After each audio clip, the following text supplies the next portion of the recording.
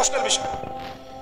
কিভাবে দেখুন, আল্লাহ নবী সাল্লাল্লাহু আলাইহি ওয়াসাল্লাম বলছেন নূহ আলাইহিস সালামের সময়ও নূহ আলাইহিস সালাম তার কওমকে দাজ্জাল সম্পর্কে সতর্ক করেছেন। তার মানে পৃথিবীর সূচনা থেকে সে পৃথিবীতে ছিল এবং সে বের হবে শেষ জামানায়, এবং বের হয়ে সে তার অনুসারীদেরকে নিয়ে বিশ্বটাকে শাসন করবে। তার মানে অনেক লম্বা একটা হায়াত সে পেয়েছে। কোন জাতি এত লম্বা হায়াত পায় বলেন তো? কোন জাতি, মানব জাতি এত লম্বা হায়াত পায়? এই একটা মিস্টেরিয়াস ক্যারেক্টার দাজ্জাল। সে কি? তারপরে দেখুন, নবী সাল্লাল্লাহু আলাইহি ওয়াসাল্লাম একটা হাদিসের মধ্যে বলেছেন যে তাকে ওই তামিম দারির ওই দ্বীপে বন্দী করে রাখা হয়েছে। আপনারা হাদিসে জানেন, দ্বীপে বন্দী থাকা অবস্থায় তাকে সাহাবীরা দেখেছেন অনেক বিশাল আকৃতিতে, ঠিক আছে? এবং সাহাবীদেরকে সে প্রশ্ন করছিল, তামিম দারিকে প্রশ্ন করছিল যে বাইসানের খেজুর বাগানে খেজুর কি ধরে? বলে হ্যাঁ ধরে। সে বলছে অচিরেই আর ধরবে না। তারপরে বলছে তাবারিয়া হ্রদে কি পানি আছে? সাহাবীরা বলছেন আছে। বলছে অচিরেই পানি থাকবে না। তোমাদের ওই উম্মি নবীর কি খবর?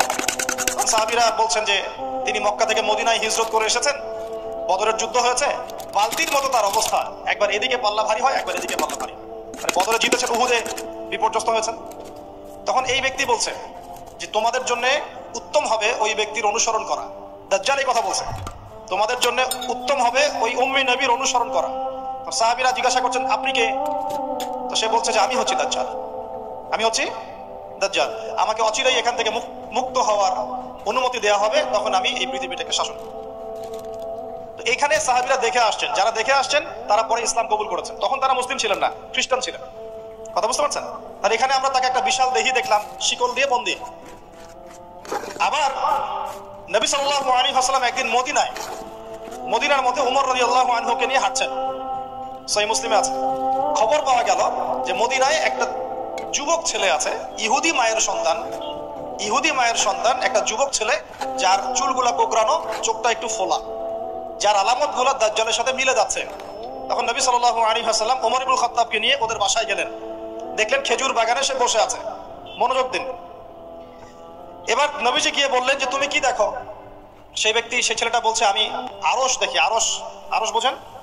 সিংহাসন। কোথায় তোমার আরশ? সেই ছেলে বলছে পানির উপরে। কোথায়?